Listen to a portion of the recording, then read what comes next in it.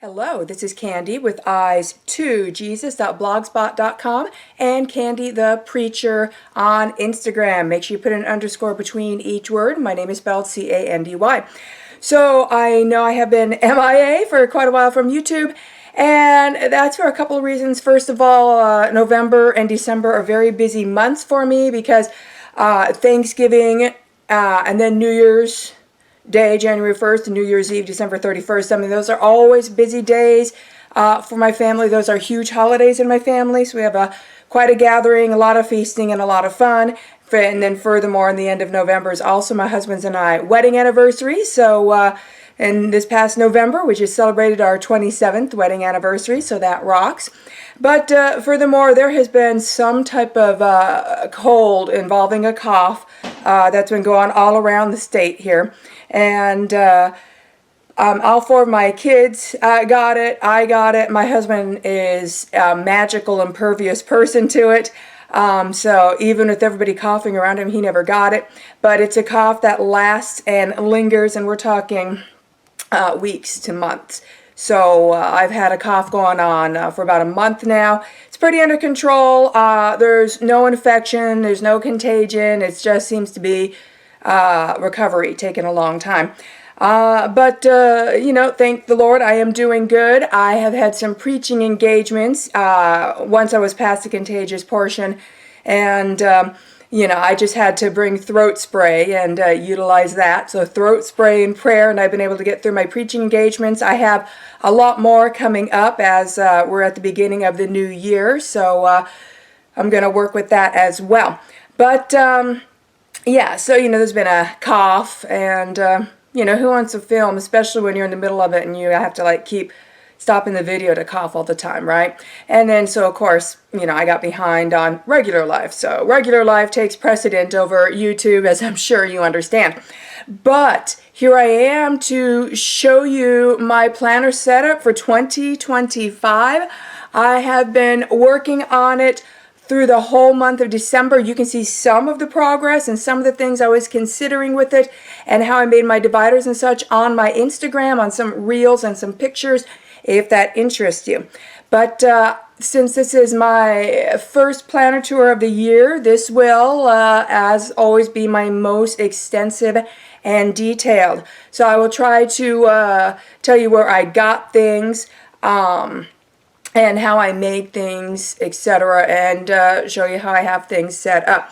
So, the planner size I'm in, of course I'm in rings, because rings is always my thing, right?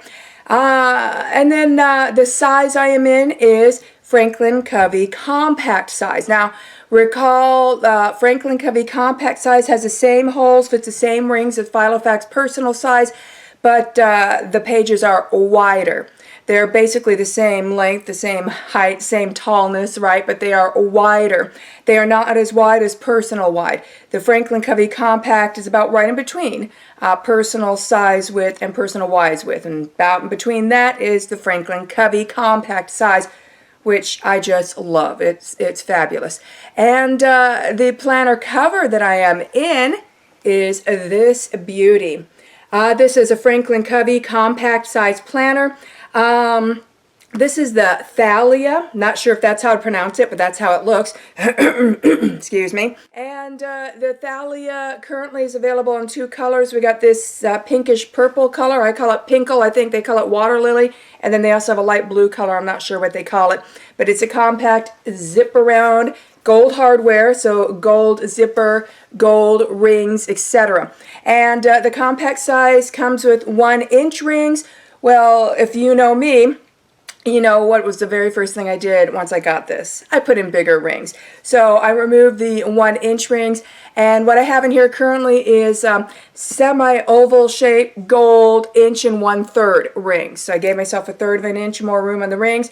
makes a big, big difference.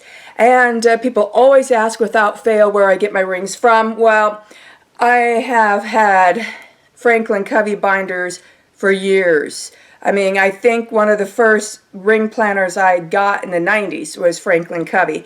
And most Franklin Covey planners, the rings are removable. Now, it's good that you can look at the pictures online and on their website. You can zoom in to see if they're removable or not.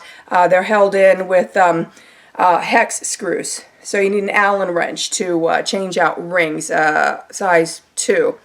That's about as technical as I can get on that. Yeah, so the Thalia does have the traditional removable rings. It's the same dimensions as the Compact Alex. So if you have the Compact Alex, same dimensions. The numbers, last I checked, read differently on the website, which puzzled me, but I put it up next to my Compact Alex and they're the same. So I love this because this is a smaller size when it comes to a compact, because compact zip arounds, they have to be a bit bigger to allow for your page finder to stick out and for your tabs and your pens, right? But this one's about as small footprint as you can get in compact size while still being able to comfortably fit in your pens, tabs, and your page finder at the top, etc. All right, so getting inside, you can take a look at my 2025 setup. And my planner's with me everywhere, 24/7. I really seriously do use it and I'm very thankful to have it. So going inside, I just flipped my cards around for anonymity purposes, but we have to see inside the front pocket, I have my cards. And then in this bottom pocket, I just have a folded over pretty cardstock, and inside there I keep some whole reinforcement stickers, some Avery tabs, and some Avery labels, and some Avery dots. And I use the dots predominantly on my calendar, and I use the little small labels for things that may or may not happen on a certain day, but that I might need to peel off and put on a different day, or things that are tentative, or etc. Or if I make a mistake, I might stick a white label over it and then write on the top of that. So I always have those. And then in this little type of secretarial flap, I have some slips from my bank and whatnot, some postage stamps, and then I have this a little to-do list sticky notepad that's about almost the whole length here of all these cards. Okay, and then and then behind that, this is just a decorative card to give a little bit of color, and this is a page lifter. I just have this in here just to provide a bit more structure to the top of this zip around, because you see we have all the action down here and it can get thick. So I just stuck this in here. It just gives it a bit more structure, and I like how it sits better with that in there. It's the only reason why it's in there. Pen loops. You got 2 pen loops. The front pen loop is a cheap ballpoint pen. That's my secondary pen or my form filling out pen. My main pen is the back pen loop because I'm right-handed, so I always stick it in the back pen loop. And this is a Pilot Precise. Let me take a look here. I mean, it's the pen I always use. Yeah, Pilot Precise V5. So it's the same pen I always use. I always just forget what it's called. So I'm going to keep my glasses handy because I'm going to read some things to you from my planner. And no, I'm not going to do a look down view on my planner, because I don't want people reading every single thing in my planner. This is a real deal. It's really being used. I am not showing you a planner before I fill it out, because my planner is used year-round. There's not a day that goes by that I don't use it. I even used it on my days when I was the sickest. So, just not going to do the look-down view. So this is what you've got. Okay, so the very first page in my planner, well, let me show you the back pocket really quick because it's pretty quick and simple. I just have some sermon notes, some Bible study notes, and some bills that I just keep in the back pocket here. And then this is a cute little bookmark that I got from Walmart. And I just have it in here in case I need to temporarily mark a page, or like if I'm doing a lot of cooking and I need to switch between recipes. This is handy for stuff like that. And this bookmark says, write your own story. So I thought that was fitting to have in the planner. But I do not have a front page lifter, but I do have a laminated thicker page that works as a front page lifter and as a front dashboard, and that is this. And I have scriptures written on it, and I'm going to read those scriptures to you. So I titled this page, Christian supplications. And all the scriptures on this page are from the NRSVUE. That's the New Revised Standard Version Updated Edition. So Christian supplications. The first scripture is 1 Chronicles 4:10, which says, Jabez called on the God of Israel, saying, Oh, that you would bless me and enlarge my territory, and that your hand might be with me, and that you would keep me from hurt and harm. And God granted what he asked. The next scripture is Philippians chapter 4, verses 6 through 7, and that says, Do not be anxious about anything, but in everything, by prayer and supplication with thanksgiving, let your requests be made known to God. And the peace of God, which surpasses all understanding, will guard your hearts and your minds in Christ Jesus. Okay, and the next scripture I have is Romans chapter 8, verses 26 through 28, and those say, Likewise, the Spirit helps us in our weakness, for we do not know how to pray as we ought, but that very Spirit intercedes with groanings too deep for words. And God, who searches hearts, knows what is the mind of the Spirit, because the Spirit intercedes for the saints, that's us saved, born-again Christians, according to the will of God. We know that all things work together for good for those who love God, who are called according to his purpose. And then the last scripture I have on this page is 1 John chapter 3, verses 22 through 24. And that says, And we receive from him whatever we ask, because we obey his commandments and do what pleases him. And this is his commandment, that we should believe in the name of his Son, Jesus Christ, and love one another, just as he commanded us. All who obey his commandments abide in him, and he abides in them. By this we know that he abides in us, by the Spirit that he has given us. Okay, and then the other side of my front dashboard / homemade page lifter looks like this. So now we'll read this to you. And this is just a timeline that I thought would be handy to keep in my planner because I reference it often, especially in conversations. And this is the dates of Jesus, like his birth, his baptism, his death, his resurrection, etc. So I'll read that to you really quick.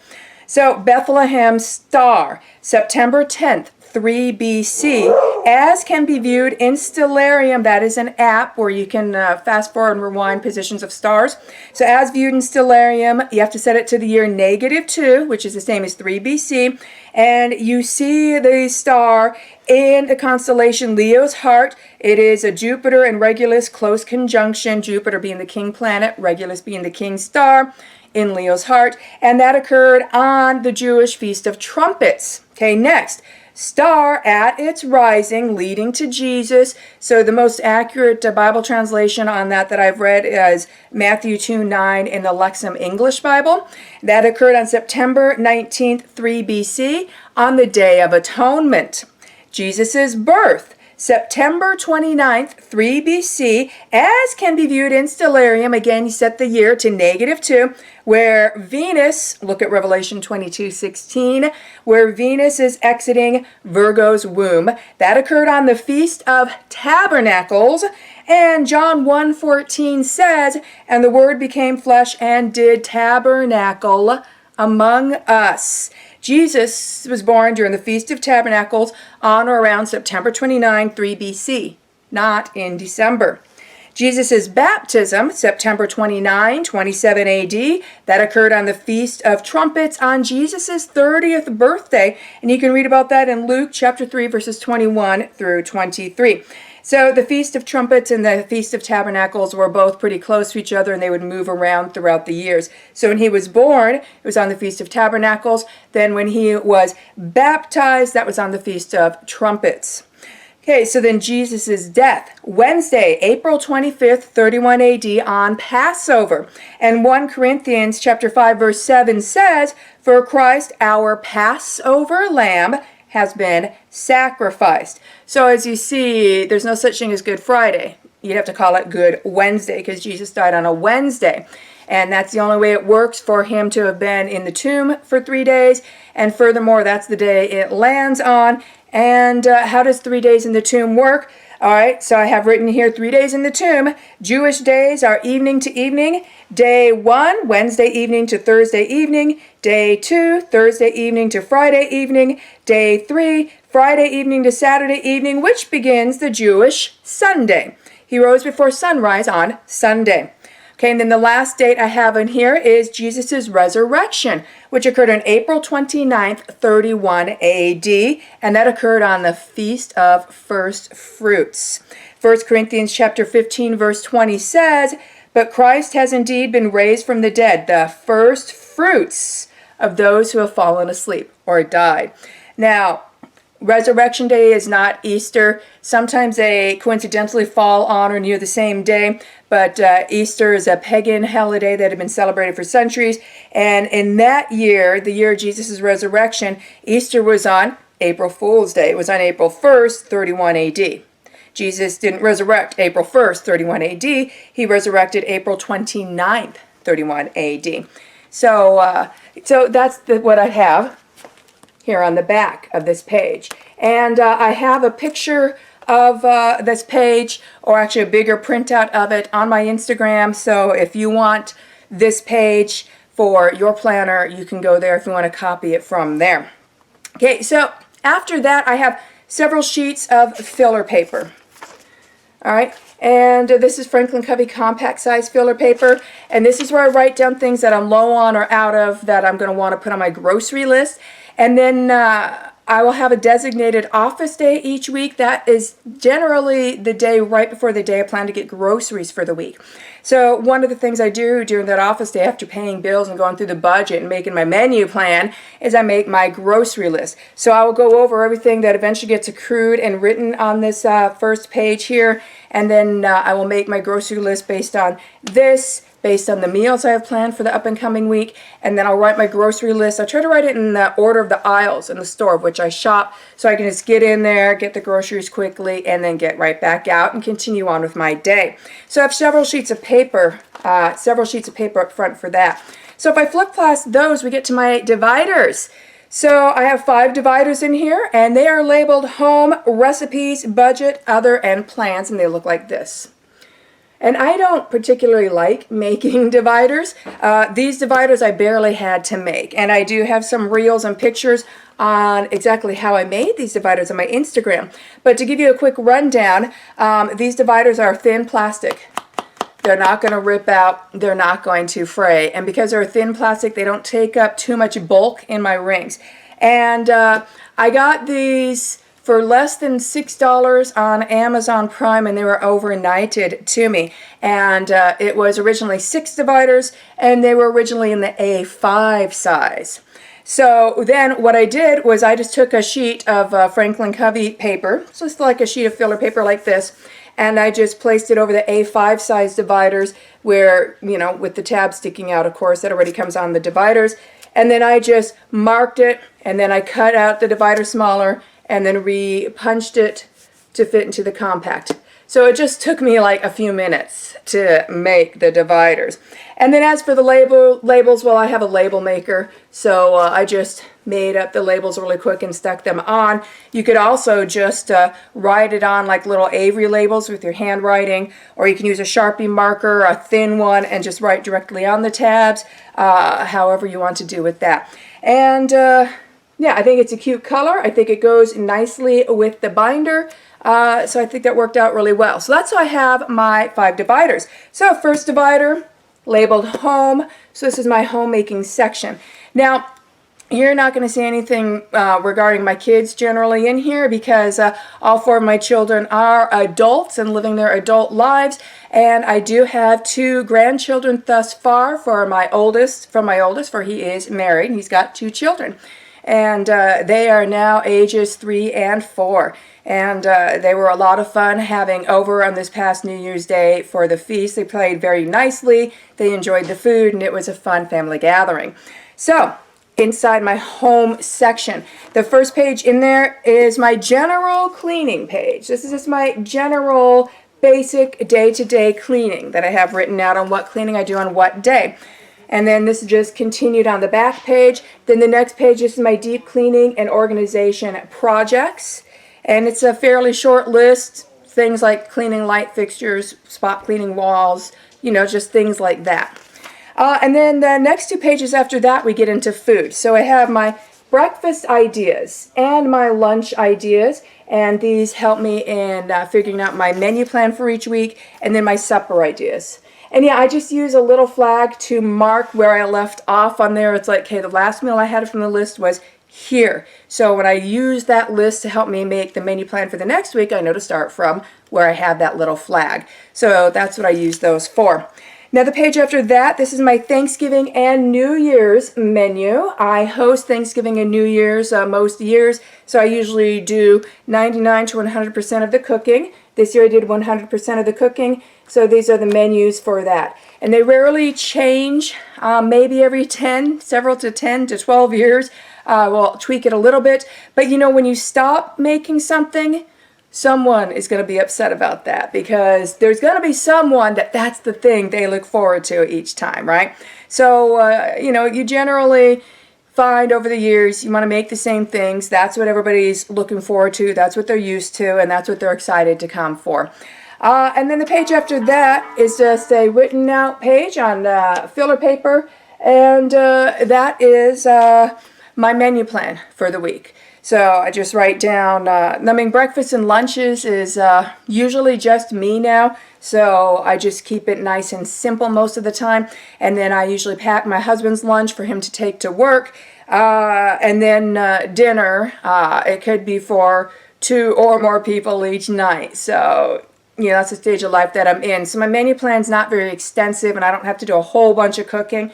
And now when I do cook, one of my dishes, we might be eating off of it for days. Okay, so after that, that's the last page in my homemaking section. So my next divider is recipes. And that looks like this. And the first page in recipes is a table of contents to my recipes. And you'll see it's not a very long table of contents because my recipes are divided into sections. And then, so I just have the page numbers to each section. And then every recipe in those sections are in alphabetical order, so I can turn to things fairly quickly. So just flipping randomly open into my recipes section, here's what my recipes pages look like. And this is written in Candy-ese or Candy-lish or whatever, candy language, right? So whenever someone wants one of my recipes, I generally just take a picture of it, or they take a picture of it, but most of the time it's easy to understand. If not, I'm always here to answer their questions since it's in me language. All right, so that's all recipes. So then the next divider is labeled budget, and it looks like this. Now, I can't show you what's in budget, but I can tell it to you. The very first page in budget is a printout that I made called Budget Guide. And then I have have it divided up into kind of like a chart or a table, if you will, where it's divided into, okay, this is the bills that we do on this check. These are the bills we do on this check. This is what we do when we have an quote-unquote extra check, for example, when there's an extra week in the month or whatnot. And then this is what I do with cash budget versus what's in the bank. So I have all that written down, so it's my budget guide. And this is also where I have, because some of our bills are auto pay, so that's also where I have where the auto pay bills are listed, what day of the month that's taken out from my account, and how much it is. So that's where I just keep all of that listed. So then when I make my budget plan for a paycheck, I access my budget guide and I see, oh, these are the bills that are auto pull. So let's write those down first with their dates and how much it's going to come out. These are the bills I have to pay manually, and I probably have to guess on the amount, and I'll kind of base it off of the previous month's bill. And then if it's winter, I might make the gas bill higher. If it's summer, I might go ahead and make the electric bill higher, because usually gas goes higher in the winter and electric goes higher in the summer. And then I'll just kind of fudge it until I get the actual number, and then I can tweak my budget from there. So yeah, I just use filler paper. I don't use any budget printouts or any finance printouts. So what I do is I always keep a budget for about 3 months ahead for the month we're in. So like right now, I have budgeting in here for January, February, March. Okay, so what I do when I'm budgeting ahead is I'll write the date of the check I am budgeting for, and I have every payday, because we get paid every other week, marked for the whole year on my calendars already. So I can look at my calendar, I see, well, there's that payday, so I'll write the date for that budget.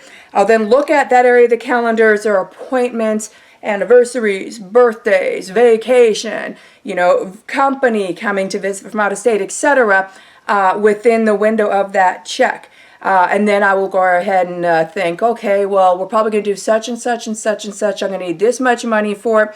Then we're going to go to such and such place where they only accept cards, so I have to keep this much in the bank. And then we're going to do such and such, which I like to pay in cash, so I'll need to take that amount out and hold it back, things like that.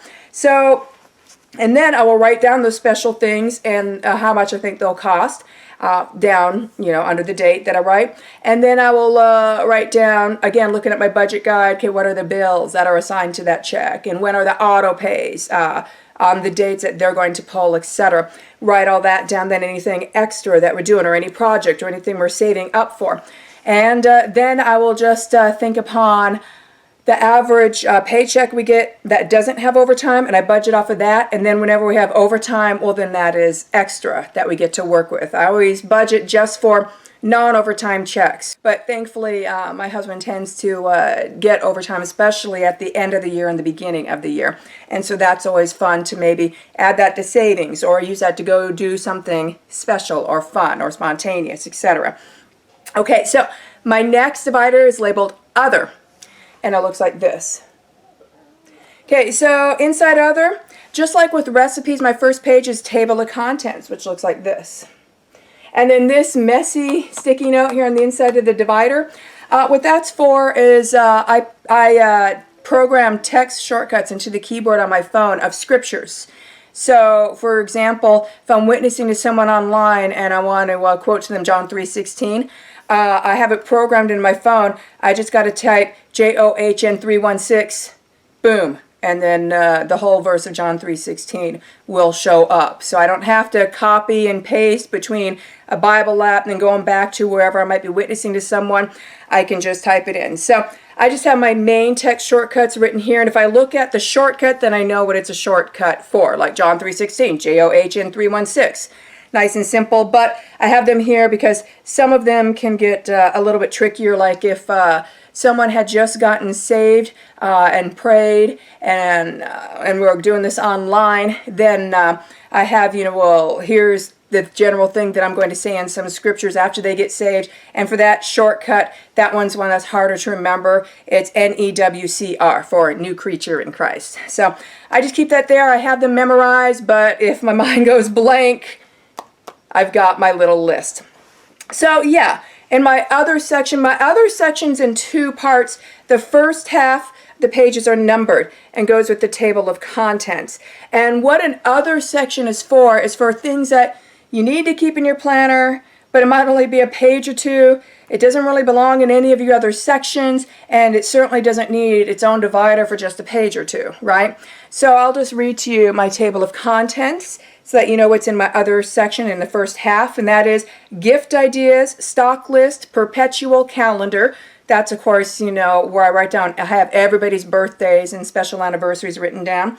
Family information, directions, contacts, phone numbers, addresses, etc.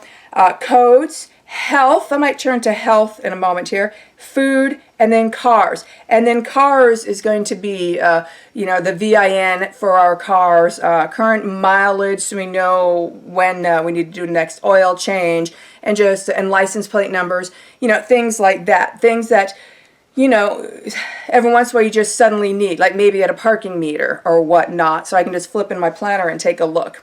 Okay, so the health section, my table of contents says health is on page 11. And this is just where I just have some health notes. So these are the first two pages of health.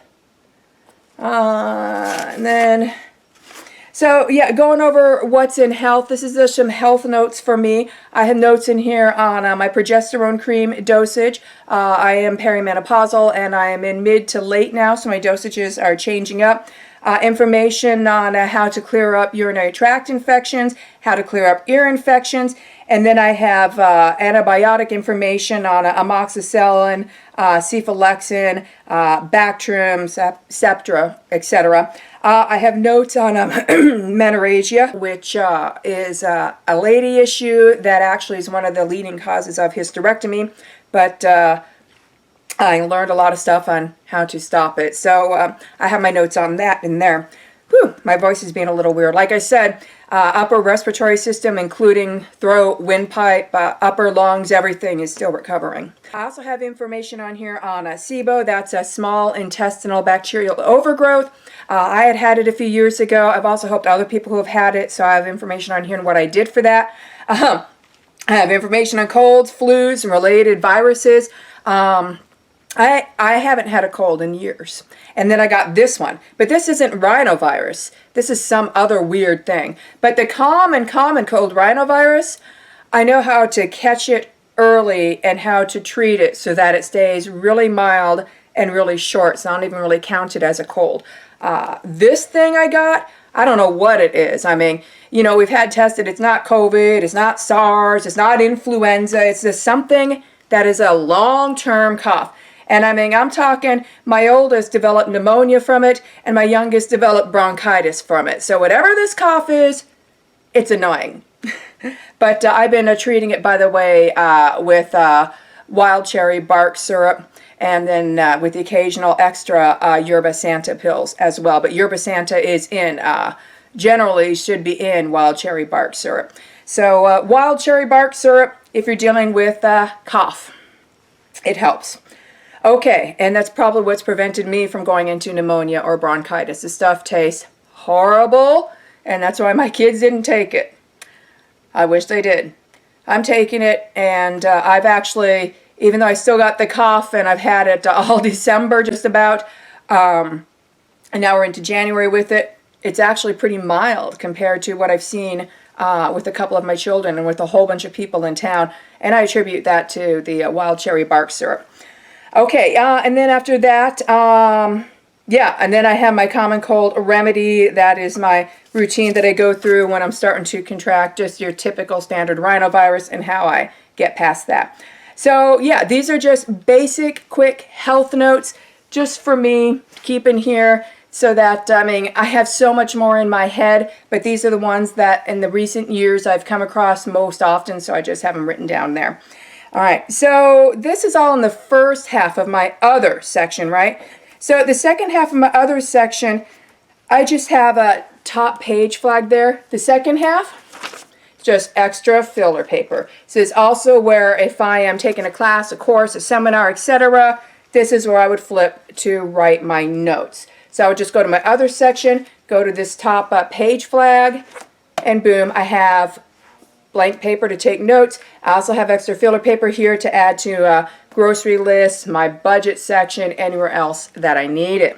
So flipping past that, we get to my last main homemade divider, and it's labeled plans. All right, so we go into plans, and the very first page in plans is just the hello page for the inserts that I'm using. And so I am using Franklin Covey Seasons this year. I like the Seasons ones because every 3 months they're changed up and they look different. So, you know, by the time you're starting to get tired of how it looks, well, the next season's coming. So obviously I'm in the winter season of it right now. And this is a cardstock. And on the other side of it, it has Years at a Glance 2025 and 2026. Okay, and then I also have, which also came with the inserts, just a page of holidays and observances. So that's sometimes handy. And then after that, I have all of 2025 in here for month on 2 pages. So clearly this is January 2025. There's no pretty picture on the divider. I don't fill out the stuff on the front of the divider, which is where you write in the date, and then it says index important information recorded on this month's daily or weekly notes. I also don't generally keep stuff on the month's daily or weekly notes either. So that's handy if in your note pages, because I do day on 2 pages that you'll see, if you have important information on that note page and you want to index it and catalog it, this is where you would do that. When I have important information I need to keep well on a notes page, I just stick it in my other section. And I have actually a few in my other section behind my numbered pages of some things, like some notes on a documentary series I'm working on, some notes on a book that I'm writing, etc. Those ended up being on some note pages from my Day on 2 pages last year, and they're just in the back of my other section before we get to that blank filler paper. Okay, so we go and open that up, and my month on 2 pages is pretty busy. So I believe I have hardly anything, just a few little things written in March. So you can see kind of a blankish one, and you can see a different season too. And so I will use colored Avery dots to stick over the date and rewrite the date on the dot for like appointments or something that has to specifically be on that day at a specific time. So that way that makes that square stand out for me.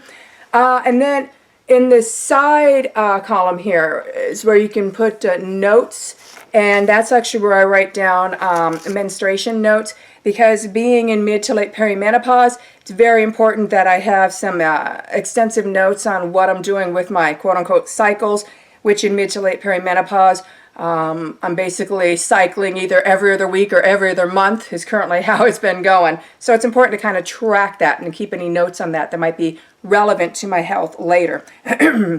So now I flip to my page finder, and like I said, I'm doing Day on 2 pages. So with Franklin Covey, you can get week on 1 page on some of their options, week on 2 page. You can do just the months. Or you can do a day on 1 page or a day on 2 page, and then depending on which inserts you get, there's other variations as well. So I have known for years I am definitely a day on 2 page person. That's just how I need it. I need a lot of space. So Franklin Covey recommends that you keep 3 months of your planning pages in your planner, so that you have the previous month in case you need to reference something, the current month that you're working on the next month. I don't do that. I generally have so much in my planner that I just keep 1 month. So I have all of January in here, Day on 2 pages. When January comes to an end, just take out January and I put in February. And that's how I roll with it. That's how it works. And that way I can still fit everything I need into my planner, and it's not a problem. So today it's pretty personal. Let me flip to a blank one. Here we go. I have nothing written yet on tomorrow's, but you can see you have your to-dos where you write your to-dos or tasks here, and then you have a column where you prioritize priority B, priority C, etc. And you have your checkbox where you can check it off, and then you just write your tasks there. And if you have multiple A priorities, things that have to be done that day, but it's still a bit overwhelming, then you can number it A1, A2, A3, etc. And then they have a little bullet chart at the top in very tiny writing, so you can have, like, you check it off if it's done, you like put a dot in it if it's in progress, you have a symbol for forwarding and delegating, etc. And then down here you have your daily tracker for things that you want to track. I generally track finances down there, or projects down there. And then you have a time schedule. I generally write my appointments there, but also if I'm on a different schedule that day than my normal, then I'll just write out the whole schedule for the day as well. And then the second page is notes. And I usually write down the breakfast, lunch, and supper plan for that day, and then my cleaning plan for that day. That way I don't have to flip to my home tab throughout the day and see what's going on. I just flip to it the night before when I'm doing my planning for the next day, and then I write it out here, and then I still have plenty of space to write in notes, which I use so often. I might be doing a Bible study or at a Bible study, and I'm like, ooh, I need to study that more. Or I need to look that up in the Greek, etc. So, yeah, the second page is huge. It might be I'm writing down a quick address, phone number, email address, a model number for something, a confirmation number. I mean, you just never know. And there's always just something written on them every single day. So after that, let me flip past all of the planning pages. Now the page after that, I'm not going to show you, but it's just a piece of filler paper, and I have written on the top 2026 plus. and this is my future planning. Now, Franklin Covey inserts come with future planning calendars, but that's just more pages that take up room in my rings. So I only need one sheet of paper for 2026 plus to write down, up and coming things that I need to keep present. So let's see, I have 1, 2, 3, 4, 5 things for 2026 already written down. I have one thing for 2027 written down, and I have one thing for 2029 written down. And as we get towards the last few months of the year, the page can kind of start getting full, but I haven't yet ever had to add a second page to my future planning. But if I ever did, it's just one more page. It's not going to be a deal breaker with my rings. So after that, we come to my back matter. And in my back matter, it's a whole bunch of plastics. We have the zip type of plastics. We have the kind that has a fold-over pocket, that's a full pocket, where you can fit in a sheet of small planner paper, or you have divided in half, where you have the side pockets that close with the flap. You can get these different plastics, like on Amazon, where it'll be a kit, where it's a whole bunch of different ones. And Amazon usually calls it A6 size, which is incorrect. There is a big difference between A6 size and personal size. But anything that's personal size will also fit in your Franklin Covey compact size binder. And so these are personal size, but Amazon, the sellers on Amazon who sell these things, they usually call them A6. A6 is a different ring configuration, a different size and different holes than personal size or Franklin Covey compact. But when you come to those assortments of a whole bunch of plastics, so far every time I've ever ordered for anything that says A6, it was actually personal size, which is the same as Franklin Covey compact size in the rings. So in the first zipper pocket, I have my washi card. This was just some card I got in the mail years ago, and those fake credit card things as an advertisement. And I've used it for years. I just wrap some washi tape around it that I use here and there. And then I have my Buff Birdman Oklahoma quarter, and then kind of a blown up picture of it. So this just gives me giggles. If you're not familiar with it, it's supposed to be the scissor-tail flycatcher bird, which is the state bird of Oklahoma. But you turn the coin around, and suddenly the scissor-tail flycatcher bird looks like this buff birdman with skinny legs walking through a field of flowers. So I just enjoy having that in my planner. And then behind those things, I have appointment cards, receipts, etc. And then after that, I have plastics. Most of them are top pockets with a closed flap. And then I have a few that have side pockets where it's just perfect sizes to put in Post-its. So I have some sticky notes in one of those. And then after that, I just have several top loading pockets. That's personal. That's filing things and just basic things that I like to keep in my planner, and it changes here and there. And then after that, I have another one of those top flap pocket ones, and this is just a bit of spending cash. And then after that, another one of those zip type pockets, and that's where I just keep some change. After that, back page lifter, and this is where I grab my flags when I'm marking things.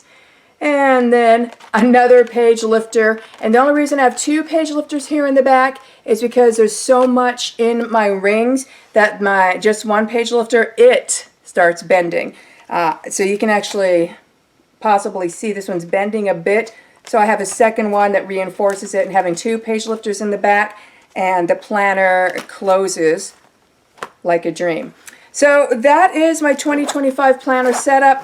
For 2024, I did not do very many planner tours because, really my planner's not changing that much. I'm not changing covers very much. I may be in this one the whole year. And my content and everything's not changing very much. So, maybe I will do tours where each time I do a tour, like if I do one maybe once a month like I used to, it'll be to focus in on how I use a specific section or how I set up a specific section, etc. So, if you want, you can let me know what you think. If you want more planner videos, or if you are here for the Bible studies, or if you want more planner videos, if you want to request what kinds in the comments, I will take your suggestions into consideration. But, my YouTube channel, I just put up what I want to put up. If I was trying to, get views and try to please the people, then I guess I would want to seek out what the majority of people who view my channel and who may want to view my channel are looking for. But I'm just putting up what I like putting up. And then anyone who's interested in what I'm interested in, hopefully find my channel and we get to share an interest. So that's what I have for you today. Have a blessed day.